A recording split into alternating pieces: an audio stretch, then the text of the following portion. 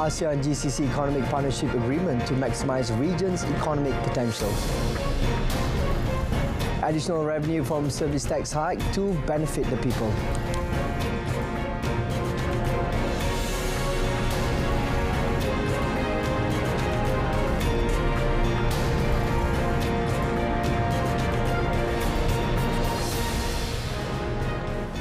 Good evening and salam Malaysia Madani. You're watching Malaysia Tonight. I'm SAHIH.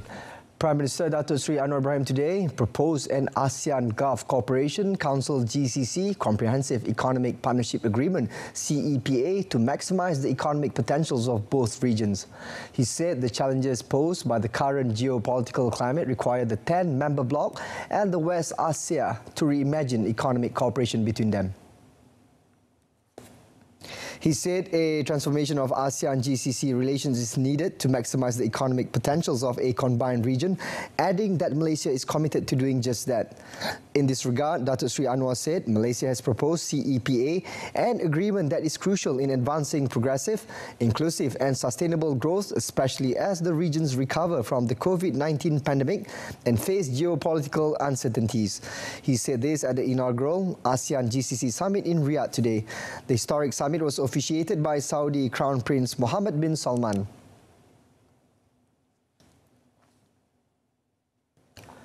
Revenue from the increase in the service tax will be returned to the people via initiatives announced in Budget 2024. Deputy Finance Minister Datuk Seri Ahmad Maslan said he is aware of the various views on the increase in service tax, namely from 6% to 8%. Nonetheless, he emphasised that the move was aimed at reforming the national economy. According to Datuk Seri Ahmad Maslan, the move is not pointless, as the revenue will be returned to the people. He was met after launching the My Sawit, My Excise Phase 2 and Cubic system by the Royal Malaysian Customs Department, JKDM, in Putrajaya today. Prime Minister Datuk Seri Anwar Ibrahim announced the increase in the service tax during the tabling of Budget 2024. However, the increase will not apply to services such as food and beverages as well as telecommunications. Datuk Seri Ahmad Maslan noted that the JKDM aims to increase revenue collection by 1.5 billion ringgit this year. Malaysia's gross domestic product GDP in the third quarter of this year grew by 3.3% against 2.9% in the second quarter, led by the services sector based on advanced estimates. The Department of Statistics Malaysia DOSM said while the services sector continued to steer the overall performance in the third quarter, the construction sector's performance remained modest, while the agriculture sector showed a slight recovery. DOSM also said the mining and quarrying and manufacturing sectors contracted in the third quarter. Hans is said the sum of 3 quarters of this year concludes that Malaysia's economy grew by 3.9% against 9.2% in the same period of last year, with moderate economic growth in the third quarter. In terms of sectoral performance, the services sector increased by 5.1% in the third quarter, attributed to the wholesale and retail trade, transportation and storage and business services subsectors. In addition, the construction sector grew by 5.8%, while the agricultural sector grew marginally by 0.8% during the same period, attributed to better production in the palm oil subsector. However, the mining and quarrying sector decreased marginally by 0.1%, contributed by the decrease in the production of the natural gas subsector. RHB Research holds a positive view of Malaysia's gross domestic product GDP, the ringgit and the local bourse performance, while seeing elevated consumer price index CPI price pressures following the tabling of Budget 2024. The research house said it is maintaining its projection on Malaysia's GDP growth at 4.6% with upside risk and expects the Kuala Lumpur Composite Index KLCI and the ringgit to strengthen in the coming year. For headline inflation, RHB Research expects the CPI to rise to 3.3% from the previous projection of 2.7%, following the subsidy reforms and higher services tax. In a note issued today, it said that China's improving economy is expected to benefit many regional economies with very early signs of recovery, reinforced by the recent pickup in its growth momentum. RHB Research upgraded its China GDP growth expectations to 5% from 4% previously based on three key catalysts, which include China's high-frequency data gaining momentum in the recent readings, supporting its headline growth. The second key catalyst is China's consumption of key commodities, which has picked up quarter to date. And the third is China's labour market that has a relatively tighter unemployment rate at 5% in September, suggesting relatively rosier business or industrial backdrop. The government's emphasis on upscaling the local workforce through numerous allocations in the budget 2024 could prove to be a pulling factor for investors and, in turn, create more job opportunities in the country. Sabah Economic Advisory Council member Professor Datuk Kasih Mansur opined the budget, which included the allocation of 6.8 billion ringgit for the technical and vocational education and training TVET sector and 1.6 billion ringgit for the Human Resources Development Corporation HRD Corp to train 1.7 million workers. Will create a business-friendly economic ecosystem with an abundance of highly skilled workers. Datuk Kasim said this also signals Malaysia's readiness to become a conducive investment hub for industries, especially for major investors, as not only do the country has skilled workforce, but the cost of doing business in Malaysia is not that high. He also said the impact of the investment cannot be seen in the short term, but only in the next 3 to 4 years. However, during this period, many job opportunities based on TVET will be created, and this will attract foreign investors to come to Malaysia. The Sabah Economic Advisory Council member added that creating a business-friendly ecosystem is also considered a strategic move, given Malaysia's moderate gross domestic product growth outlook of around 4% for next year. Rubber smallholders are expected to earn an additional income of between 300 and 350 ringgit per month, with the initiative to increase the activation price of the Rubber Production Incentive IPG to 3 ringgit per kilogram, announced in Budget 2004. Malaysian Rubber Board MRB Director General Dato' Zarusani Muhammad Nur said the expected additional income was for a 2-hectare farm. He said that with the IPG, the average total income can increase from 1,900 ringgit to 2,500 ringgit per month for the tapper and owner category. Dato' Zarusani said this latest IPG activation price increase is the result of the 5th revision since 2015, and it benefits more than 270,000 eligible rubber smallholders. He said the authorities and the government will conduct a review from time to time to ensure the rubber industry remains strong, in addition to increasing the productivity of the country's rubber output. Meanwhile, Dato' Zarusani said MRB has developed the RRIM Niaga application for the use of rubber traders licensed with the agency to carry out commodity transactions online. The introduction of 3 new airlines and multiple new routes by existing partner airlines across Malaysia's airport groups network in Malaysia have boosted the continued recovery of air travel for the third quarter of 2023 or quarter 3 2023.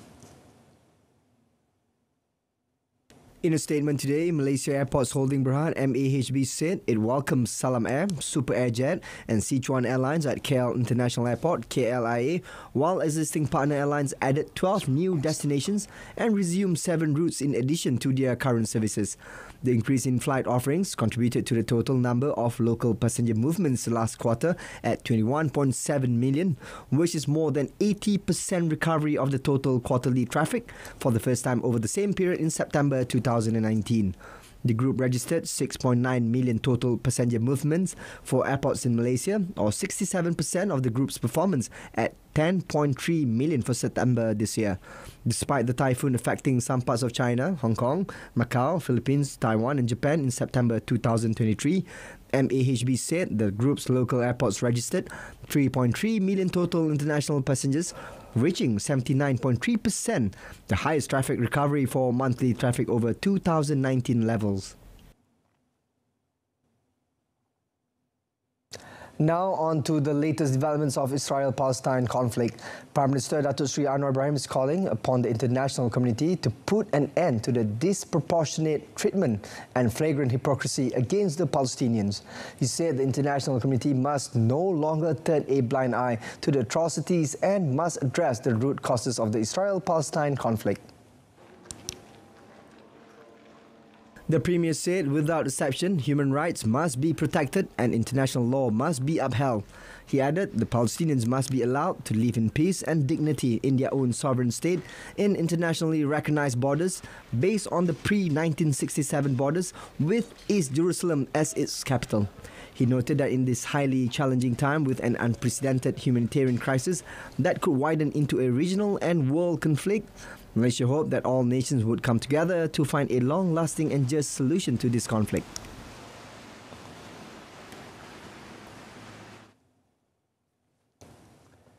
At least 8 people were killed and dozens more were injured in an overnight Israel airstrike on the Greek Orthodox St. Porphyrius Church in Gaza City, which was sheltering hundreds of Palestinians. According to the official Wafa news agency, Israeli jet fighters bombed the church on Thursday night, with majority of the casualties were women and children. The Israeli airstrike damaged the church facade, and an adjacent building belonging to the church also collapsed, sheltering dozens of Palestinians, Muslim and Christian families. Israel today also carried out airstrikes on Khan Yunis in southern Gaza, killing and injuring dozens of people.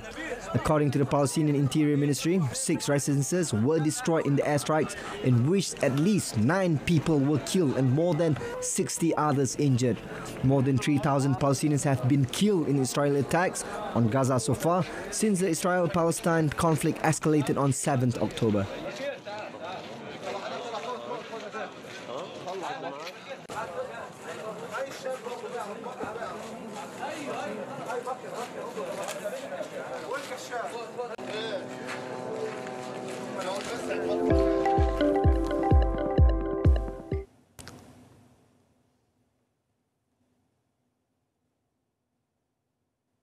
And now we move on to the next segment of our bulletin, On the Table. Over to you, Mohana.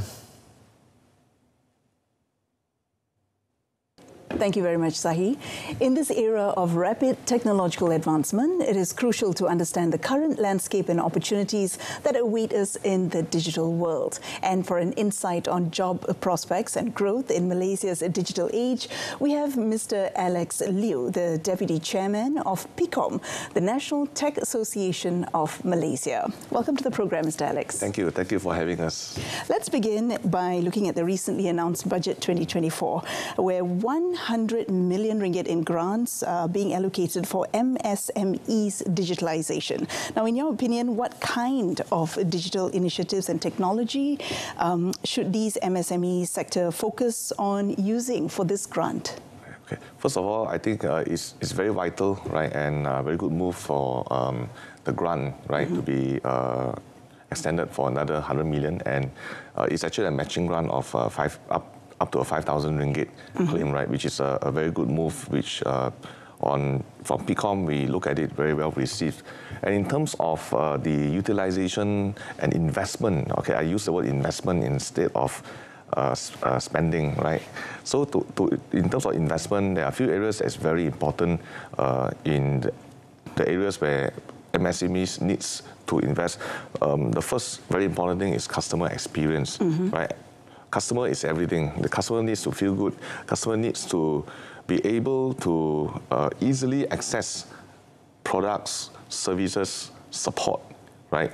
And by doing this, digital technologies can help in terms of, you know, digitally create, right, a web and a website whereby all informations are there, right? And all these websites need to be very friendly. A lot of micro apps embedded into it.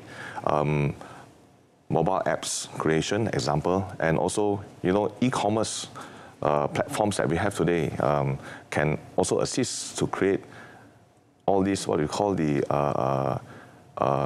virtual shop, right, in the e-commerce platforms, which also helps micro SMEs to expand the coverage of the sales area and also offerings to the public. And of course, operational efficiency. Right. In today's world, it's very important to reduce costs, right? Reduce costs, increase profits. So in terms of operation efficiency, right, we need to invest into things that can automate, right? Things that we can move fast, easy. I'll give you an example. a restaurant, right? Everyone is saying it's very hard to hire, short of staff, right? We need to depend on foreign labor and so on, right? So then, you know, there are some restaurants who can now only serve 70% capacity because of shortage of staff. Yeah. But imagine if you invest into digital technology where, you know, once I sit down, I can scan a barcode, I can do my ordering, I can make a payment via a very secure payment gateway, right? I don't need someone to come and serve me and take the orders, right? And go to the cashier and collect. And the kitchen would, you know, get the orders and the robot can deliver to me. Actually, we are moving towards that. I think I see many restaurants already employing that, at least with the ordering section. So the idea is to upgrade sales, inventory, digital accounting systems. These are some of the things that the idea behind this, right? Definitely. So with regards to the 900 million in loans for SME productivity through digitalization and automation, you mentioned automation earlier. What specific projects or areas do you think that businesses need to prioritize? So we look at it, there are two areas in this digitalization, right? The first is for early or for organizations that are going in or just starting the digital transformation journey, right?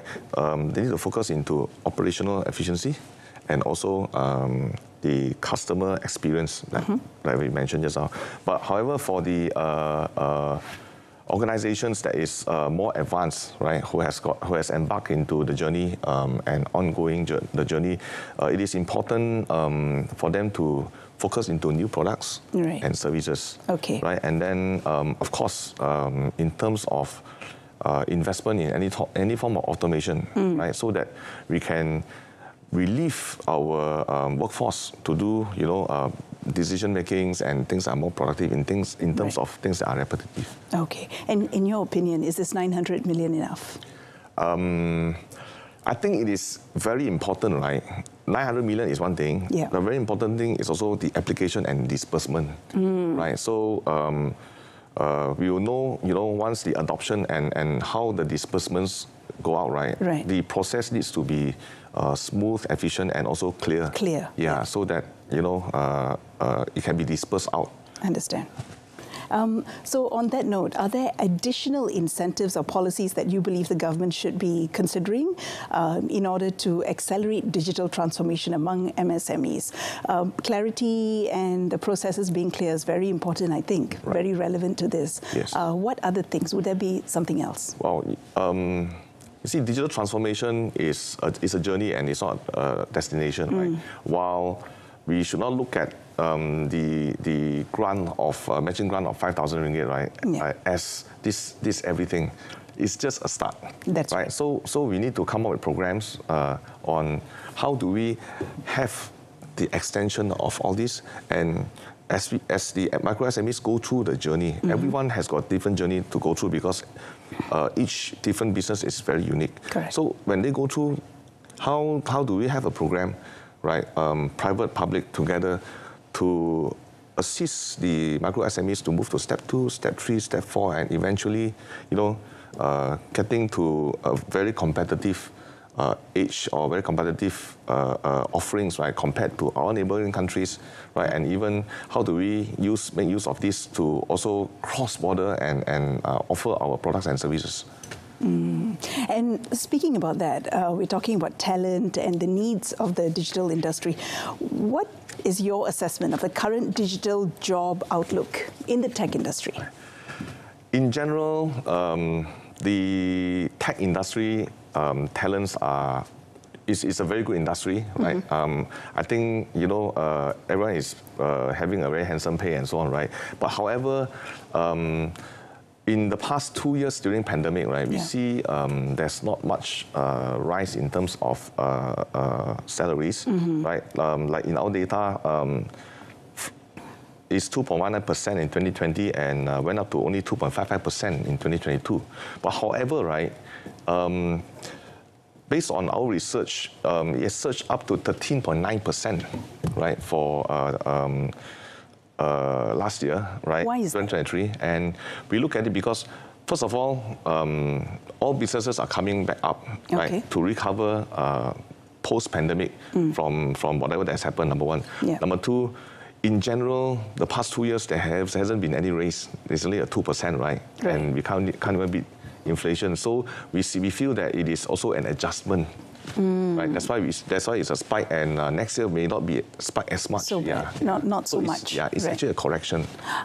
Okay. And what specific digital job roles are currently in demand? And are there specific regions, industries where we are looking at a very high level of growth? Right.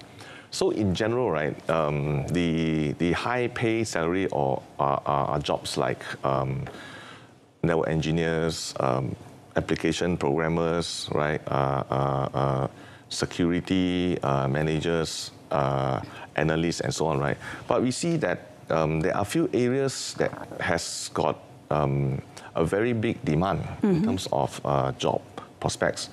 Areas of cybersecurity, right, AI, artificial intelligence, as well as data analytics. Are we producing the talent fast enough?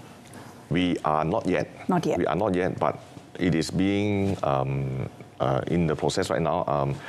Associations like PCOM, we also sit in some industry boards in the universities. Yeah. Right. So we are also trying to influence and also share where are the talents growth, right, and where are the areas to where are we hunger, right, for resources. Then, but however, creating is one thing. Yes.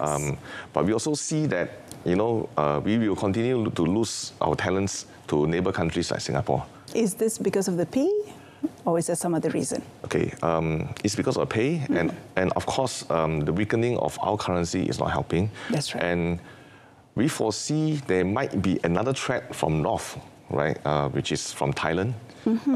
Tell us a bit about that. Right. So if you compare with Thailand, right, the weakening of currency gives them advantage to hire our talent. Okay. Right. And talents from Malaysia, we are multilingual. We have got very good ethics. Right. We are hardworking, and we are very knowledgeable. Right. And of course educated. So it's going to be an asset, right, for the country and also for our neighboring countries. And of course, the standard of living in Thailand is not as high as Singapore, right? So, we may lose talents up north as well. So we are being sandwiched. I see. Yeah. So there's a lot of balancing that needs to be done here, and to build up more on world-class talent locally. So these are some of the challenges that employers would be facing as well. Right. Finding the right talent to fit into the, not losing out on talent completely to these two neighboring countries. Are there initiatives or programs being implemented to address the skill gap? Let's put the wage discussion aside. What about the skills themselves? Right. What is the gap that we're looking at, and what are we doing about it? Okay, so in PCOM, right, we always believe in two things: upskill and reskill. Okay. Okay, and in Malaysia, we have got two agencies, Talent Corp and HRD Corp. Right, which are doing fantastic job in upskilling and reskilling, and even PCOM, we are very active creating and working with HRD Corp on programs, right, for B40 and also SMEs.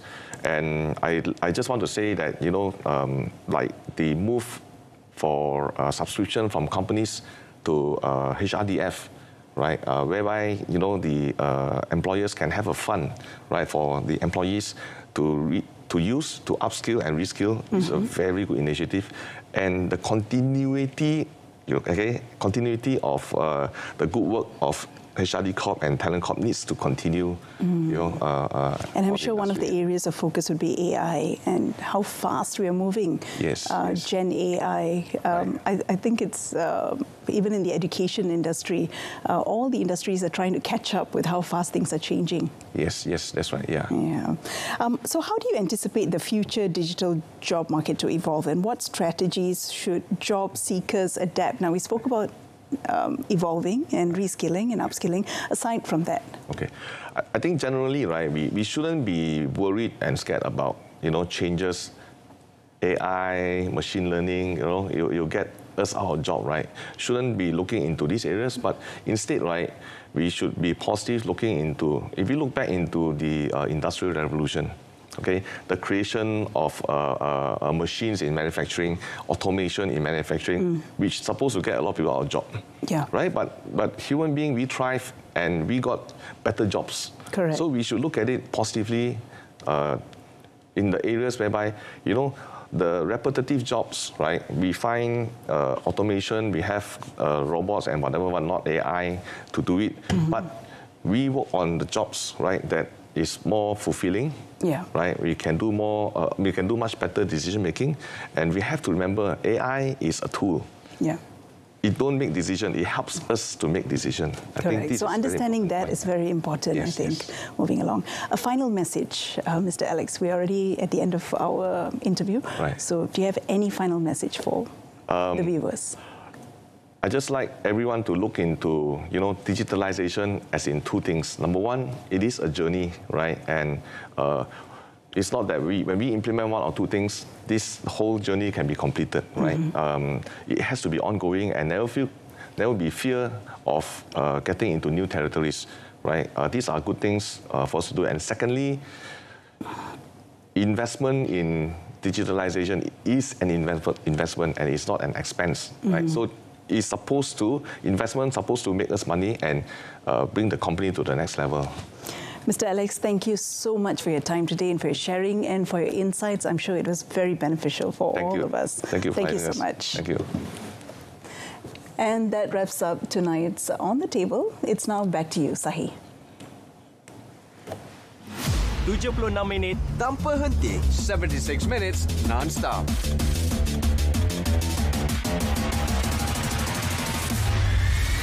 Transparent and concise. Paparan komprehensif, ringkas dan padat. Saksikan Kanta 744, 7.44 malam. Berita perdana 8 malam. Malaysia Tonight, 8:30 p.m.